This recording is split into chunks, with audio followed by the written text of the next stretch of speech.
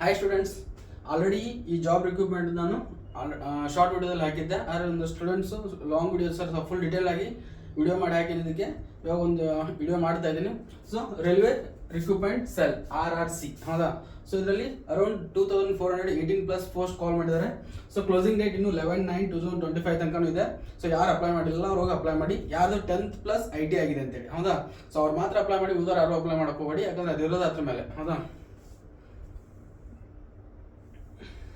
So ನಿಮ್ಗೆ ಬಂದ್ಬಿಟ್ಟು ಪ್ರತಿಯೊಂದು ಡೀಟೇಲ್ ಆಗಿ ಹೇಳ್ತೀನಿ. ಮೋಡ್ ಆಫ್ ಸೆಲೆಕ್ಷನ್, ಹೌದಾ? ಸೆಲೆಕ್ಷನ್ ಮೋಡ್ ಯಾವ ಥರ ಇರ್ತಂದ್ರೆ, ನಿಮ್ಮದು 10th+ ITI ಪರ್ಸೆಂಟೇಜ್ ಎವರೇಜ್ ತಗೋತಾರೆ. ಎವರೇಜ್ ತಗೊಂಡು ಅದ್ರ ಮೆರಿಟ್ ಲಿಸ್ಟ್ ಬಿಡ್ತಾರೆ. ಆ ಮೆರಿಟ್ ಲಿಸ್ಟ್ ಮೇಲೆ ನಿಮ್ಗೆ ಸೆಲೆಕ್ಷನ್, ಯಾವುದೇ ಎಕ್ಸಾಮ್ ಇರಲ್ಲ, ಏನಿರಲ್ಲ, ಹೌದಾ?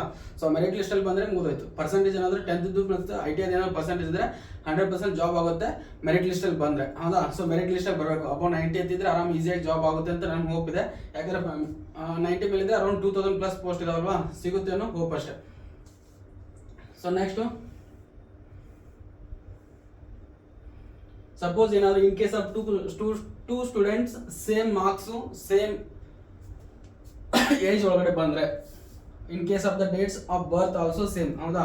Same age same marks, merit list ಒಳಗೆ ಸೇಮ್ ಏಜ್ ಸೇಮ್ ಮಾರ್ಕ್ಸ್ ತೊಗೊಂಡು ಮತ್ತೆ ಏಜನ್ನು ಸೇಮ್ ಇದ್ದಾಗ ಬಂದರೆ ಅವಾಗ ಏನು ಮಾಡ್ತಾರಪ್ಪ, ಕ್ಯಾಂಡಿಡೇಟ್ ಯಾರು ಫಸ್ಟ್ ಪಾಸ್ ಆಗಿದ್ದಾರೆ 10th ಅಥವಾ ITI ಯಾರು ಫಸ್ಟ್ ಆಗಿದೆಯಲ್ಲ ಅವ್ರ ಸೀನಿಯಾರಿಟಿ ಅಂತ ತಗೊಂಡು ಅವ್ರನ್ನ ಸೆಲೆಕ್ಷನ್ ತಗೋತಾರೆ.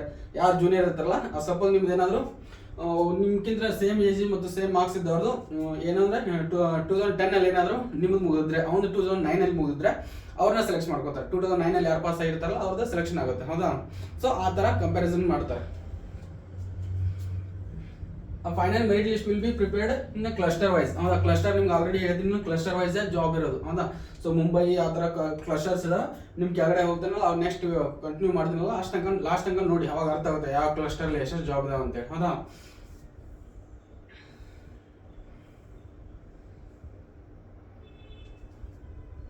ಸೊ ಇಲ್ಲಿ ಕ್ಲಸ್ಟರ್ಸ್ ನೋಡಿ, ಮುಂಬೈ ಕ್ಲಸ್ಟರ್ ಇದೆ. ಸೊ ಮುಂಬೈ ಇದೆ, ಹೌದಾ? ಆಮೇಲೆ ಭೂಸಾವಲ ಇದೆ, ಪುಣೆ ಇದೆ, ಆಮೇಲೆ ಅದು ಬಿಟ್ಟರೆ ಸೊಲ್ಲಾಪುರ್ ಇದೆ. ಸೊ ಅದರಲ್ಲೆಲ್ಲ ಡಿಫ್ರೆಂಟ್ ಪೋಸ್ಟ್ ಇದಾವೆ. ಲೋಕೋ ಪೈಲಟ್ ಇದೆ, ಕ್ಯಾರೇಜ್ ವ್ಯಾಗನ್ ಡೆಪಾಟ್ ಅಂತಿದೆ, ಅದು ಅಗ್ನಿ ಅಂತಿದೆ, ಕ್ಯಾರೇಜ್ ವ್ಯಾಗನ್ ಡೆಪಾಟ್ ಅಂತಿದೆ, ಕುರ್ಗವಾಡ ವರ್ಕ್ಶಾಪ್ ಅಂತಿದೆ. ಸೊ ಇವತ್ತರಲ್ಲೆಲ್ಲ ವೇಕೆನ್ಸಿ ಇರೋದು, ಹೌದಾ? ಸೊ ಇವು ನಿಮ್ಮ ಕ್ಯಾಶ್ ವೈಸ್ ಕೂಡ ಕೊಟ್ಟಿದ್ದಾನೆ, ಏನೇನು ಎಲ್ಲೆಲ್ಲಿ ವೇಕೆನ್ಸಿ ಎಷ್ಟೆಷ್ಟಿದಾವೆ ಅಂತೆ, ಹೌದಾ? ಸೊ ಮುಂಬೈ ಕ್ಲಸ್ಟರಲ್ಲಿ ನೋಡಿ ಫುಲ್ ಡೀಟೇಲ್, ಫಿಟ್ರ್ ಎಷ್ಟಿದೆ, ವೆಲ್ಡರ್ ಎಷ್ಟಿದೆ, ಕಾರ್ಪೆಂಟರ್ ಎಷ್ಟಿದೆ, ಪ್ರತಿಯೊಂದು ಡೀಟೇಲ್ಸ್ ಇಲ್ಲಿ ಕೊಟ್ಟಿದ್ದಾನೆ, ಹೌದಾ? ಸೊ ನಿಮ್ಗೆ ನೋಟಿಫಿಕೇಶನ್ ನಾನು ಕೆಳಗಡೆ ಡಿಸ್ಕ್ರಿಪ್ಷನ್ ಲಿಂಕ್ ಹಾಕಿರ್ತೀನಿ, ಹೋಗ್ಬೇಕಾದ್ರೆ ಚೆಕ್ ಮಾಡ್ಕೊಳ್ಳಿ. ಸೊ ಯಾವ್ದು ನೋಡಿ, ಇದು Mumbai cluster.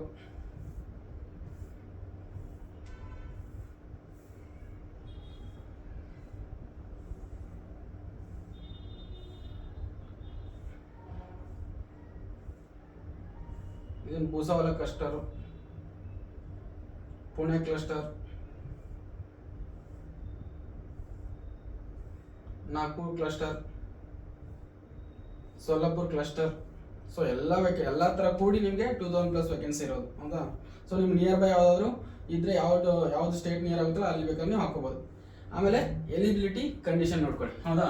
The age of the candidate should be completed 15 years, 15 ವರ್ಷ ಕಂಪ್ಲೀಟ್ ಆಗಿರಲೇಬೇಕು. 16 ವರ್ಷ ಆದರೂ ಕೂಡ ಅಪ್ಲೈ ಮಾಡ್ಬೋದು. ನಾ ಶಾರ್ಟ್ ವಿಡಿಯೋದಲ್ಲಿ 18 ಅಂತ ಹಾಕಿದ್ದೆ, ಯಾಕಂದ್ರೆ ಏನೋ ಕನ್ಫ್ಯೂಷನ್ ಆಗಬಾರಂತೆ, ಹೌದಾ? ಸೊ 15 years ಅಂತ ಇದೆ ಮಿನಿಮಮ್, ಆಗಿದ್ರೆ 15 ಕಂಪ್ಲೀಟ್ ಆಗಿದ್ರೆ ಆಯ್ತು, ಹೌದಾ? ನಾಟ್ ಶುಡ್ ಆದ ಮೋರ್ ದೆನ್ ದ 24 years, ಹೌದಾ? 24 ಮುಗಿದಿರಬಾರ್ದು. ವಿತಿನ್ 16 and 24, ಮ್ಯಾಕ್ಸಿಮಮ್ 24 years ಆಗಿರಬೇಕು, ಮಿನಿಮಮ್ 16 years ಆಗಿರಬೇಕು, ಹೌದಾ?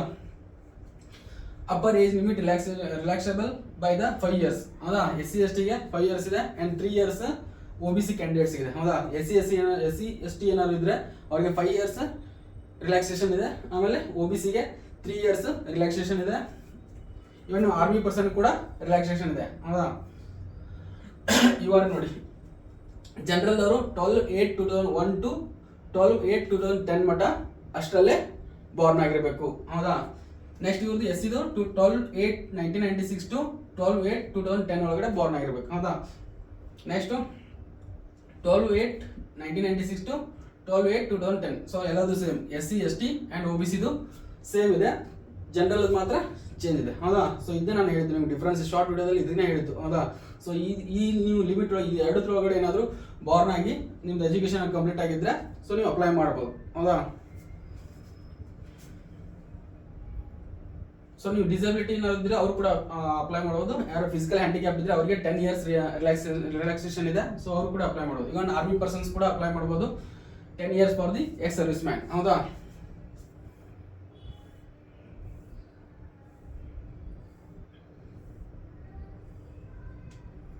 ಸೊ ನೋಡಿ, ಮಿನಿಮಮ್ ಎಜುಕೇಶನ್ ಕ್ವಾಲಿಫಿಕೇಶನ್ ಏನಿರ್ಬೇಕಪ್ಪ ಅಂದ್ರೆ SSLC ಆಗಿರ್ಬೇಕು.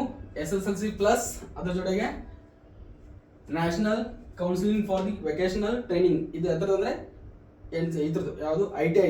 ITI ಇದರಿಂದ ಸರ್ಟಿಫಿಕೇಟ್ ಬರೋದು. ITI ಎಲ್ಲಿಂದ ಸರ್ಟಿಫಿಕೇಟ್ ಬರುತ್ತಪ್ಪ ಅಂದ್ರೆ national counselling for the vocational training. ಇದರಿಂದ ಅವ್ರಿಗೆ ಸರ್ಟಿಫಿಕೇಟ್ ರಿಸಲ್ಟ್ ಶೀಟು ITI ಮಾಡಿದ್ರೆ ಗೊತ್ತಿರುತ್ತೆ. ಹೌದಾ? ಅವ್ರದ್ದು ಸರ್ಟಿಫಿಕೇಟ್ ಇಶ್ಯೂ ಆಗೋದೇ ಇಲ್ಲಿಂದ, state council for the vocational training ಅಂತ ಇರ್ತದೆ. ಹೌದಾ?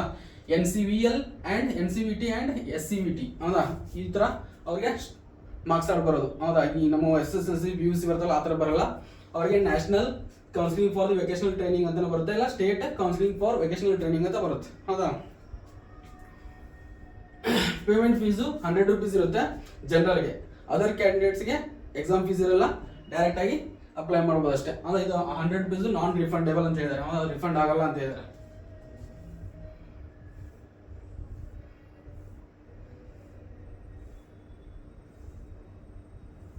ಸೊ ನೆಕ್ಸ್ಟ್ ಬಂದ್ಬಿಟ್ಟು, ಸೊ ನೀವು ಏನಾದ್ರು ಫಸ್ಟ್ ಟೈಮ್ ಏನಾದ್ರು ವಿಸಿಟ್ ಮಾಡಿದ್ರೆ ನಮ್ಮ ಚಾನಲ್ ಸಬ್ಸ್ಕ್ರೈಬ್ ಮಾಡ್ಕೊಳ್ಳಿ. ಅಕಸ್ಮಾತ್ ಇನ್ಸ್ಟಾಗ್ರಾಮ್ ಅಲ್ಲಿ ಆಗಿದ್ರೆ ಫಾಲೋ ಮಾಡ್ಕೊಳ್ಳಿ. ಹೌ ಟು ಅಪ್ಲೈ, ಯಾವ ಥರ ಅಪ್ಲೈ ಮಾಡಬೇಕಪ್ಪ ಅಂದ್ರೆ ಅವ್ರದೇ ವೆಬ್ಸೈಟಲ್ಲಿ www.rrcr.com. ಹೌದಾ? ಸೊ ಇದು ಬೇಕಾದ್ರೆ ನೀವು ಸ್ಕ್ರೀನ್ಶಾಟ್ ತೆಗೆದುಕೊಂಡು ಬೇಕಾದ್ರೆ ನೀವು ಅಪ್ಲೈ ಮಾಡುವಾಗ ಅಪ್ಲೈ ಮಾಡ್ಕೊಳ್ಳಿ. ಹೌದಾ? ಸೊ ನೆಕ್ಸ್ಟ್ ಬೇಕಾದ್ರೆ ಇದು ಫುಲ್ PDF ನ ಡಿಸ್ಕ್ರಿಪ್ಷನ್ ಹಾಕಿರ್ತೀವಿ, ಬೇಕಾದ್ರೆ ಅದು ಹೋಗಿ ಓಪನ್ ಮಾಡ್ಕೊಂಡು ನೋಡ್ಕೊಳ್ಳಿ.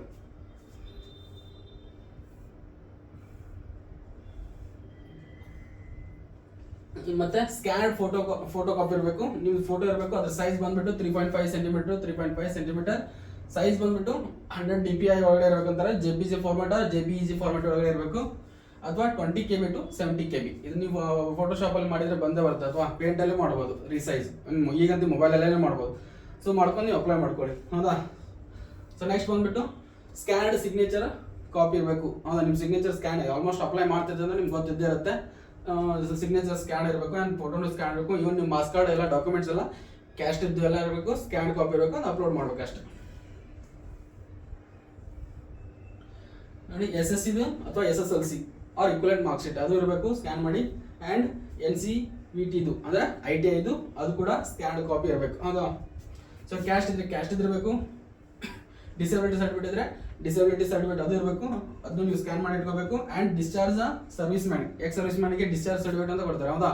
ಸರ್ವಿಸ್ ಬಿಟ್ಟಾದ್ಮೇಲೆ ಅವ್ರಿಗೊಂದು ಸರ್ಟಿಫಿಕೇಟ್ ಬರುತ್ತೆ, ಆ ಸರ್ಟಿಫಿಕೇಟ್ ಇರಬೇಕು, ಅದನ್ನ ಇಟ್ಕೊಂಡು ಅವ್ರು ಅಪ್ಲೈ ಮಾಡ್ಬೋದು.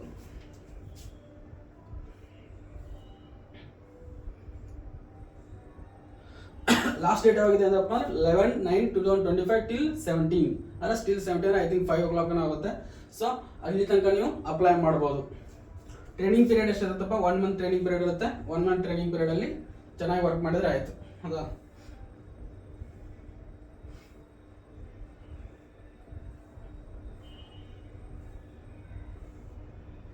ಸೊ ನಿಮ್ಗೆ ಎಕ್ಸಾಮ್ ಅಕಸ್ಮಾತ್ ಸೆಲೆಕ್ಷನ್ ಆಗೋಲ್ಲ, ಮೆಡಿಕಲ್ ಫಿಟ್ನೆಸ್ ಕೂಡ ಕೇಳ್ತಾರೆ. ಮೆಡಿಕಲ್ ಫಿಟ್ನೆಸ್ ಎಲ್ಲಿಂದ ಬರಬೇಕಂದ್ರೆ ನಿಮಗೆ ರೆಕಗ್ನೈಸ್ಡ್ ಡಾಕ್ಟರ್ಸ್. ಹೌದಾ? So authorised doctors, gazetted doctors ಅಂತ ಇರ್ತಾರೆ. ಹೌದಾ? ಗೆಜೆಟೆಡ್ ಡಾಕ್ಟರ್ಸ್ ಕಡೆಯಿಂದ ಅವ್ರು ಅಟೆಸ್ಟೆಡ್ ತಗೊಂಡು ಹೋಗ್ಬೇಕು. ಹೌದಾ? ಸೊ ಅವ್ರು ಫಿಟ್ನೆಸ್ ಇದ್ದಾರೆ, ಫಿಟ್ ಇದ್ದಾರೆ, ಜಾಬ್ ಮಾಡ್ಲಿಕ್ಕೆ ಅಂದ್ರೆ ಅವ್ರು ಸರ್ಟಿಫಿಕೇಟ್ ಕೊಡ್ತಾರೆ. ಅದು ನಿಮ್ದೆಲ್ಲ ಬಾಡಿ ಎಲ್ಲ ಚೆಕಪ್ ಮಾಡಿ. ಹೌದಾ? ಸೊ ಅವಾಗ ನೀವು ಬೇಕಾದ್ರೆ ಹೋಗಿ ಅದನ್ನ ಜಾಯ್ನ್ ಆಗ್ಬೋದು ತಗೊಂಡು.